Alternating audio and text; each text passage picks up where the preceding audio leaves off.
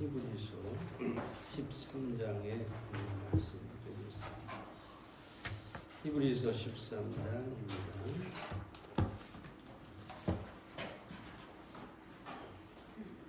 5절과 6절의 말씀을 보겠습니다.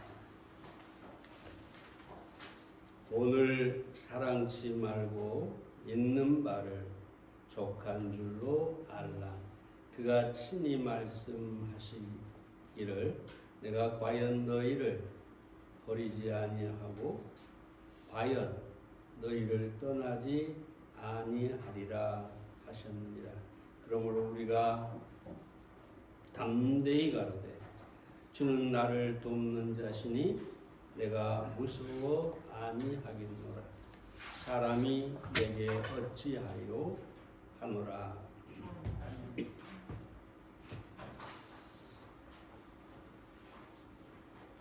오늘 아침에 인터넷 뉴스를 잠깐 띄웠는데 거기에 우리 축구 선수 손흥민 씨의 아버지 얘기가 떠 있더라고요.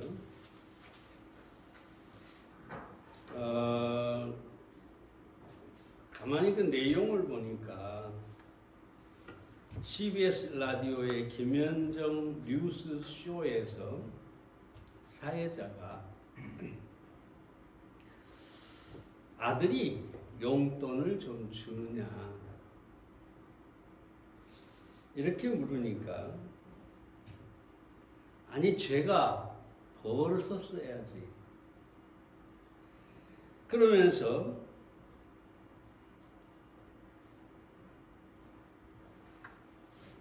부모들이 자식이 잘 됐을 때 숟가락을 얹으려고 하다가 보니까 문제가 생긴다. 여러분, 손흥민이 받는 연봉이 정확히 얼마인지는 모르겠지만 엄청납니다. 네? 그 엄청난 연봉을 받는데 이 아버지라는 분이 내가 그 돈에 아들의 돈에 숟가락을 얹을 수는 없다. 제가 하고 싶은 말은 부모가 정말 가난하거나 아니면 어디가 아프거나 정말로 살기가 어려운 상황이라면 당연히 자식이 그 필요를 공급해 줘야 되고 부모도 자식에게 감사함으로 받을 수도 있어야 하는 것이죠. 근데 이분은 능력이 있으니까 하는 얘기죠. 근데 내가 여기서 주의하고 싶은 것은 뭐냐 하면 자식이 잘 되었을 때 숟가락을 얹으려고 하니까 항상 거기서 문제가 생긴다. 다시 말해서 자식 돈이든 부모 돈이든 돈에 대해서 욕심을 가지고 어떻게 하든지 뺏으려고 하니까 어떻게 하든지 덕을 보려고 하니까 여기에서 문제가 생긴다. 그 얘기를 저는 아침에 하고 싶은 것입니다. 히브리서 기자는 오늘 우리에게 돈을 사랑하지 말고 있는 것으로 족한 줄을 알라고 말하고 있습니다. 이 본문 속에서 우리가 몇 가지 생각해 보겠습니다. 5절 말씀에서만 생각을 해 봅니다. 첫째로 우리는 돈을 사랑하지 말아야 합니다. 5절 말씀 다시 상반절 말씀 다시 보면 돈을 사랑하지 말고 세상에 돈을 사랑하지 않는 사람이 과연 얼마나 될까요? 대부분의 사람들이 돈을 좋아하고 돈을 사랑하고 돈이 주어지면 그만큼 마음이 넉넉해지고 행복하기도 하는 것이죠. 그래서 저도 돈을 참 좋아합니다. 좋아해요. 자, 그런데 여기서 돈을 사랑하지 말라라는 말은 돈에 대한 애착, 돈에 대한 욕심, 돈을 최고의 가치로 삼는 것을 말하는 것입니다. 돈이 하나님보다 우선순위에 있고, 돈이 가족이나 사람의 생명보다 더 앞서 있는 것, 이것을 바로 돈을 사랑하는 것이다. 그렇게 돈을 사랑하지 말라라는 것이죠. 돈은 여러분 필요한 것이고, 돈은 내가 노력해서 번 돈이라면 그 돈은 가치가 있는 것입니다. 내가 충분히 누릴 수 있는 것이죠. 그래서 돈이라고 하는 것은 많다고 죄가 아닙니다. 좀 어떤 사람들은 돈이 많은 재벌이나 부자를 보고 좋지 않는 시선으로 보고 뭔가 부정한 짓을 저질러서 저런 돈을 모았을 것이다. 물론 많은 사람들이 그렇죠. 근데 여기서 말씀드리고 싶은 것은 그냥 자신이 노력해서 부자가 되고 돈이 많다. 그 많은 자체가 죄는 아니라는 것입니다. 탈무드에 보면 돈은 악도 저주도 아니다. 돈은 축복이다. 성경에서도, 특별히 구약 성경에서도 이 물질, 재물, 돈은 하나님의 축복 중에 하나인 것입니다. 그래서 여러분, 돈이라는 것 자체를 멸시하거나 돈을 많이 가졌다고 부정하다고 판단하지 마시기를 바랍니다. 예? 하나님이 많이 축복하시면 많은 것입니다. 예? 그렇지 않으면 또 그렇지 않는 것이죠.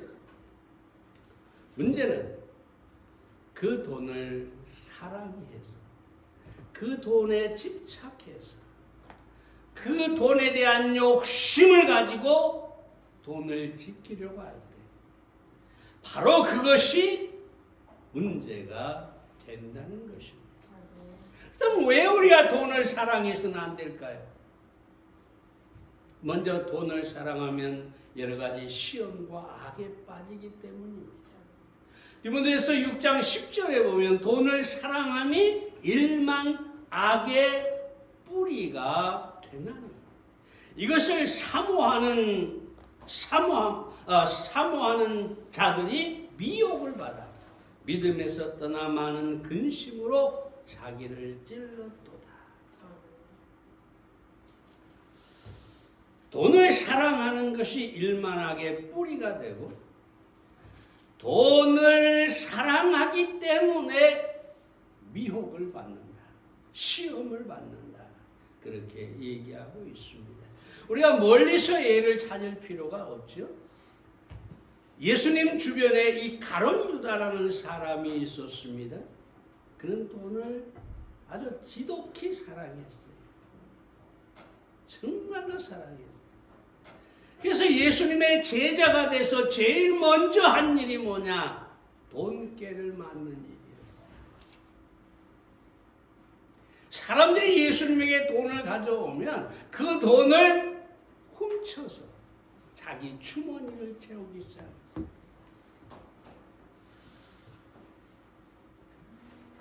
돈을 사랑하니까 이런 악을 행하게 된 것이지. 뿐만 아니라 이 돈을 사랑하니까 마귀의 시험에 빠지게 됩니다. 여러분, 마귀는 기가 막히게 영리합니다. 저 사람이 정말로 돈을 사랑하고 돈이라는 탐욕이 있구나. 이걸 알고 지나치지 않아요. 그래서 이 마귀가 어느 날 보니까 이 가룟 유다가 딱 보인 거예요. 가만히 보니까 예수님의 그 돈께에서 자꾸 돈을 훔치는 사람이잖아요. 마귀가 가만둘 리가 없죠. 그래서 요한복음 13장 2절에 보면 마귀가 벌써 시몬의 아들 가룟 유다의 마음에 예수를 팔려는 생각을 얻더니, 마귀를 보세요. 돈을 너무 좋아하니까 이 가룟 유다의 머리, 이 생각 속에다가 예수를 팔아라. 그럼 돈이 된다. 생각을 집어넣어요.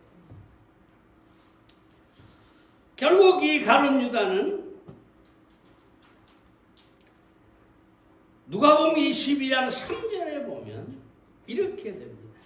12 중에 하나인 가룟이라 부르는 유다에게 사단이 들어가니. 처음에는 이 마귀가 가룟 유다의 생각을 집어넣었어요. 가룟 유다에게. 그런데 생각을 집어넣다 보니까 이 가룟 유다가 거절하지 않고 그 생각을 받아들이잖아요. 그러니까 마귀가 이것 봐라. 내가 생각을 주었더니 그걸 잘 받아들이네. 그리고는 바로 마귀가 가룟 유다의 마음속에 들어가는 거죠. 이때부터 어떻게 될까요? 마귀가 가룟 유다를 지배하기 시작을 하는 거죠. 그래서 결국 어떻게 됐느냐? 우리가 잘 안 것처럼 예수님을 팔았지요. 그리고 그 대가로 은 30을 받게 됩니다. 여러분 잘 들으십시오. 돈을 사랑할 때 삶의 방식이 달라지는 거예요.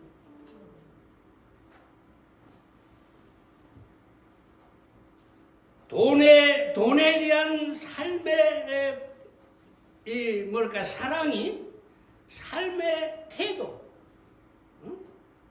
그 인생을 결정하게 돼버리는 것이죠.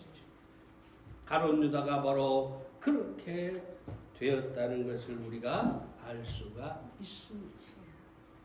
다음으로 돈을 사랑하면 믿음을 갖지를 못합니다.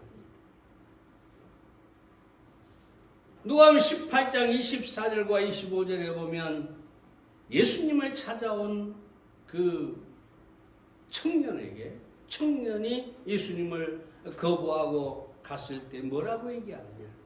예수께서 저를 보시고 가라사대 재물이 있는 자는 하나님의 나라에 들어가기가 어떻게 어려운지 약대가 바늘기로 들어가는 것이 부자가 하나님의 나라에 들어가는 것보다 쉬웁니다.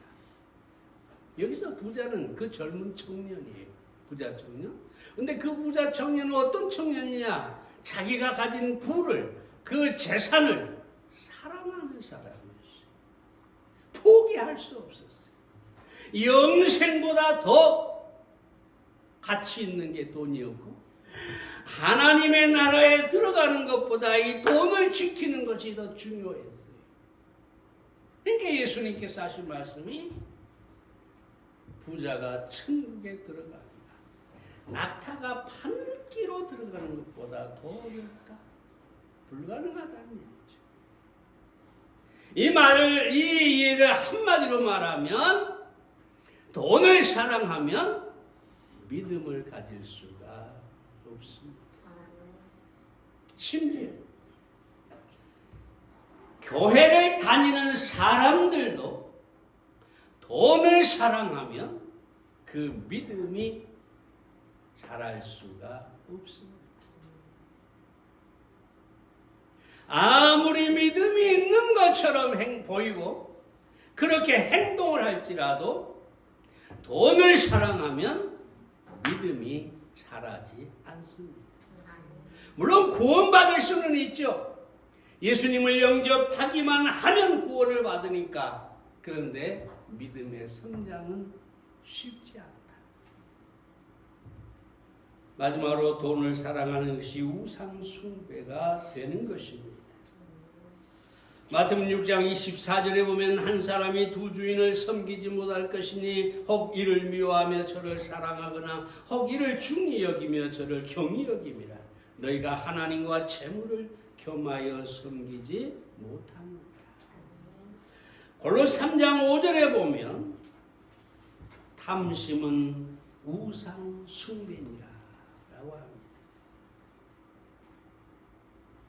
돈과 하나님을 겸하여 섬길 수 없고 돈에 대한 탐욕을 가진 사람은 우상 숭배자일 뿐이다.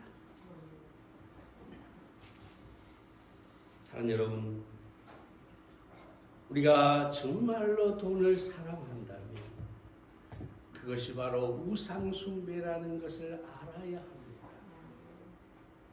왜 그러느냐?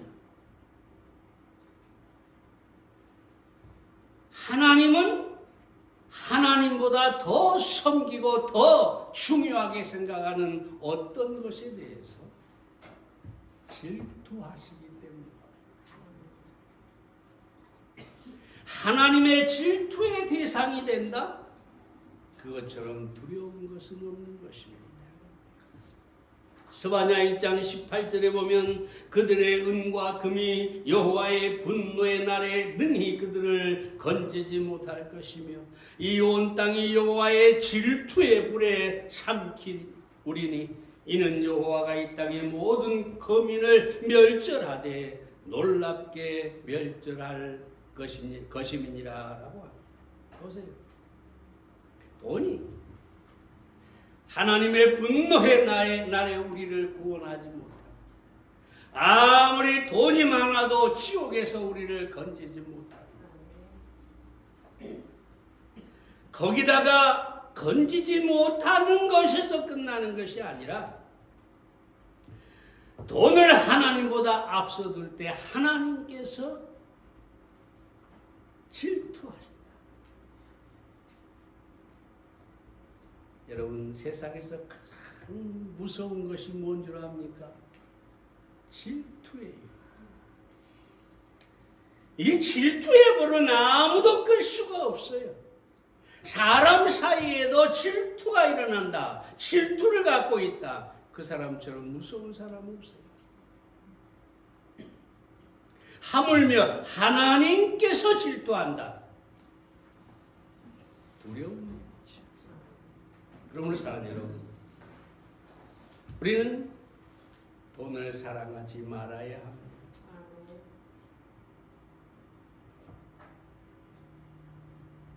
아무리 돈이 좋아도 그 돈이 나의 주인이 돼서 나의 하나님이 돼서 나를 지배하도록 해서는 결코 안 됩니다.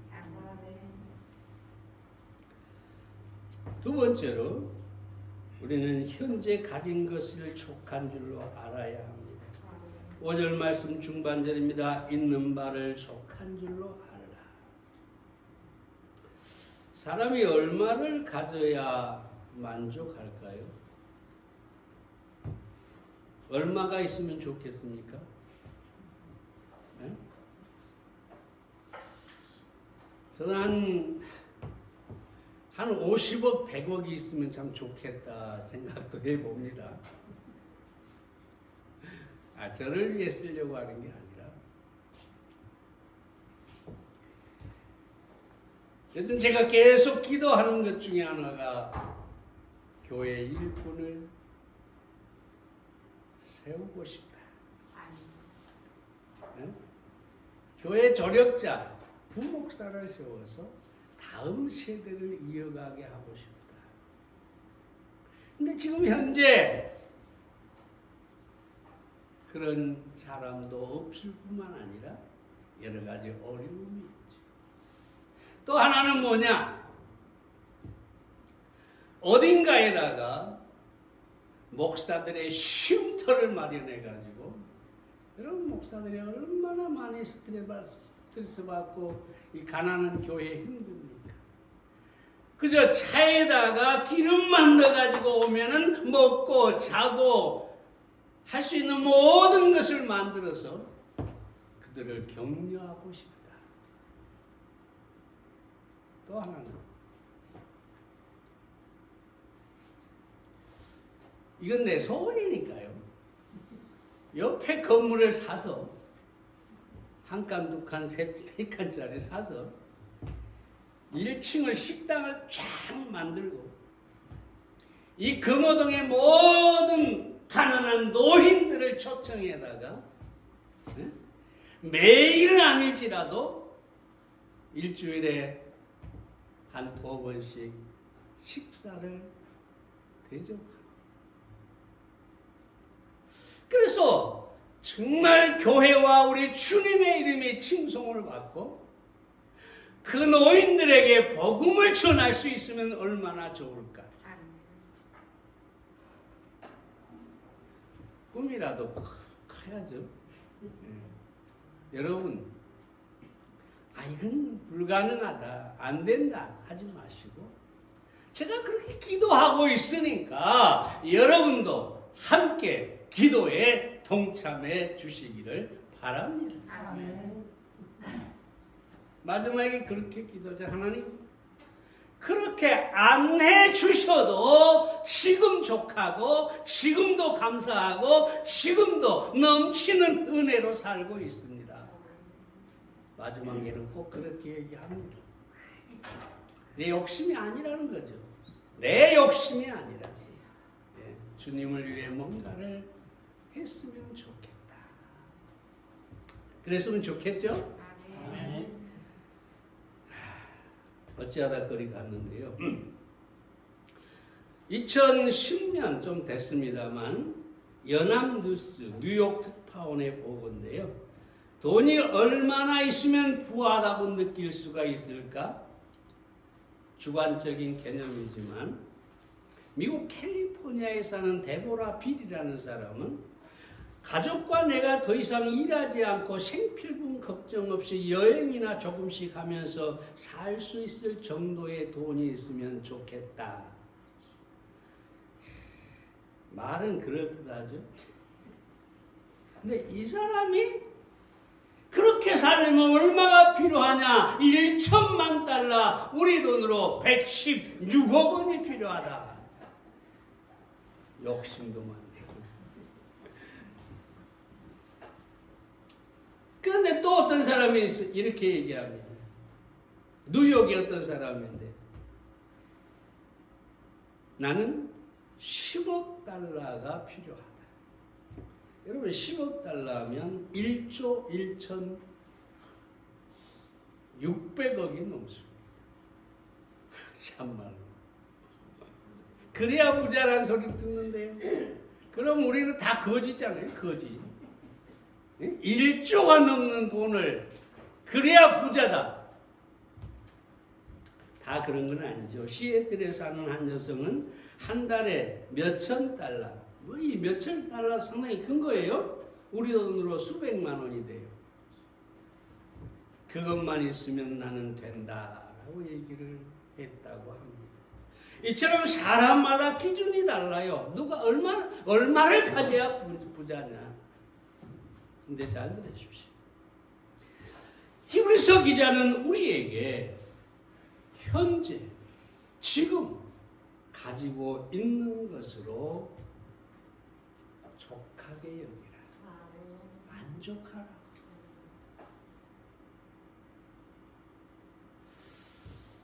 참, 만약에 우리가 현재를 만족할 수 있다면 그 사람이야말로 진정으로 행복한 사람입니다. 그럼 어떻게 우리가 현재를 만족할 수 있을까요?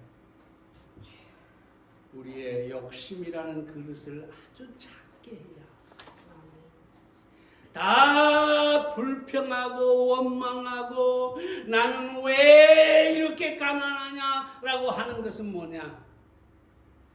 욕심의 그릇이 크니까. 그것을 채워야 되는데 채워지지 않는 만큼 만족이 없는 거지. 근데 내 욕심이 만약에 언젠가 얘기했나 모르겠지만 이 종직이 있잖아요. 간장 담는 종직이. 그렇게 작다고 해보세요. 거기에 조금만 부으면 차고 넘치게 되잖아요. 내 마음에 욕심이라는 것을 버리고 아주 작은 그릇을 가지고 있다면 그런 사람은 항상 자족할 수가 있어요. 내 욕심은 500원인데 만약에 600원이 주어졌다. 얼마나 만족하겠어요. 내 욕심은 수백만 원인데 나는 100만 원밖에 없다. 10만 원밖에 없다. 얼마나 불행하겠어요. 그러면 여러분 먼저 욕심을 버리시기 바랍니다. 아주 작은 그릇을 가지시기를 바랍니다. 다음으로 감사할 줄 알아야 됩니다. 감사는 자족의 표본이죠. 아주 작은 것에도 감사할 수 있는 사람은 항상 만족하게 됩니다. 감사는 하나님을 인정하고 또 감사는 우리의 신앙의 고백 중에 가장 아름다운 것이고 그리고 우리를 행복하게 하는 것입니다. 파핀이라고 하는 사람이 얘기하죠. 3가지 것만 있으면 누구든 원망할 자격이 없다. 먼저 한 끼의 식량이 있으면 감사하라. 다음으로 오늘 건강하면 감사하라. 그리고 소망이 있으면 더욱 감사하라. 오늘 먹을 것이 있고 오늘 건강하면 감사하고 미래에 대한 소망이 있으면 더 많이 감사하라. 자녀, 사도 바울은 내가 자족하기를 배웠다고 했는데 그는 굶어도 감사하고 병들어도 감사하고 죽어도 감사하고 바울의 삶은 하나님의 은혜가 내게 촉하도다 넘치도다 그러면서 감사로 충만한 삶을 살았습니다. 어떤 분이 이런 시를 썼는데 제가 아마 주보에 올렸을 거예요. 주님 때때로 병들게 하심을 감사합니다.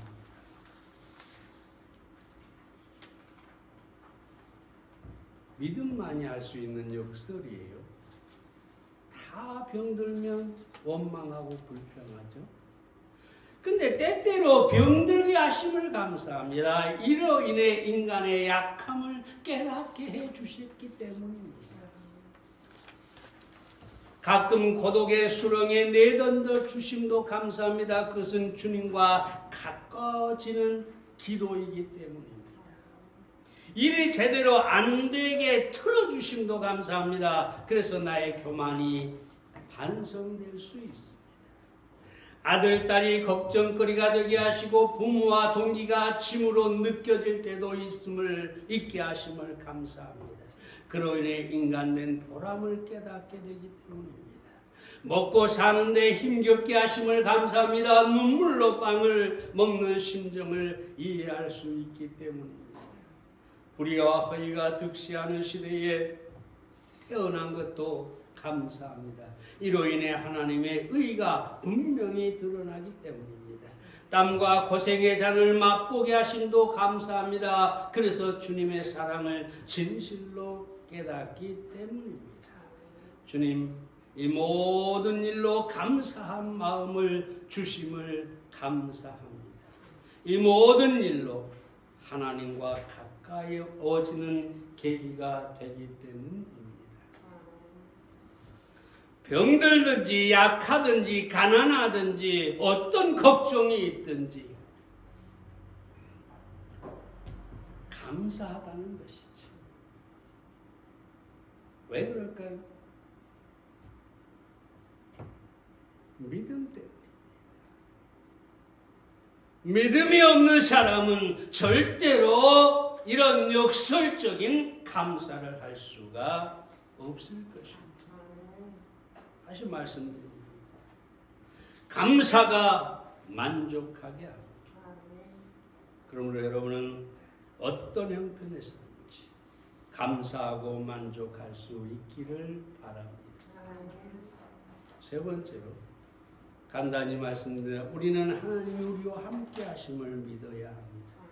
5절 말씀을 계속 봅니다. 그가 친히 말씀하시기를 내가 과연 너희를 버리지 아니하고 과연 너희를 떠나지 아니하리라. 우리가 돈을 사랑하지 않고 항상 있는 것을 만족하게 여기고 감사할 수 있는 비결을 말하고 있습니다. 어떤 상황에서도 하나님이 우리와 함께 계십니다. 떠나지 않아. 나를 버리지도 않아. 여러분 그 사르밧 과부 얘기 잘 아시죠? 엘리야에게 마지막 남은 가루로 떡을 만들어 주고 마지막 남은 기름으로 그 떡을 만드는데 사용을 했죠. 그것이 전부였어요. 이제 이것 먹고 죽어야겠다. 아들과 함께 내가 죽어야 되겠다. 여러분 이 심정을 생각해 보세요. 먹을 게 아무것도 없어서 마지막 남은 가루 한 줌과 기름 한 방울로 떡을 만들어 먹고 내 아들과 내가 죽어야 되겠다. 내일이 없죠. 어떤 보장이 없죠. 오직 절망만 있죠. 그런데 엘리야가 와서 떡을 만들어 달라고 합니다. 먼저 달라고 합니다. 엘리야가 염치가 없는 사람일까요? 먼저 달라고 합니다. 왜냐하면 엘리야에게 하나님이 계셨기 때문이죠.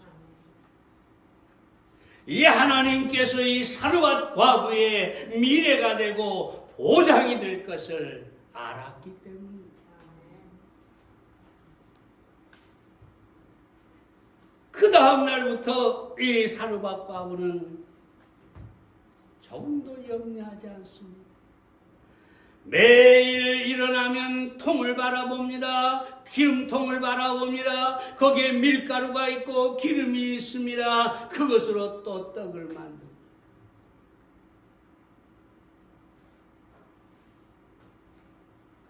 이 밀가루가 2통이 되고 3통이 되고 10통이 되는 게 아니에요.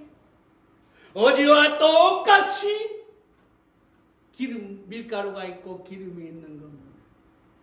근데 이 사르밧 과부는 그 이전에는 엘리야가 오기 전에는 하나님을 믿기 전에는 그는 절망뿐이었어요. 우리는 죽어야 되겠다. 아들과 함께 죽겠다. 그런데 엘리야가 오고 엘리의 하나님이 기적을 베푸는 것을 경험하게 됐을 때 사르밧 과부는 더 이상 염려하지 않습니다. 두려워하지도 않습니다. 절망하지도 않습니다. 오히려 믿음과 소망이 충만한 삶을 삽니다. 왜? 하나님께서 내 통을 채우시고 하나님이 나의 보장이 되시고 하나님이 나의 미래가 되시는구나.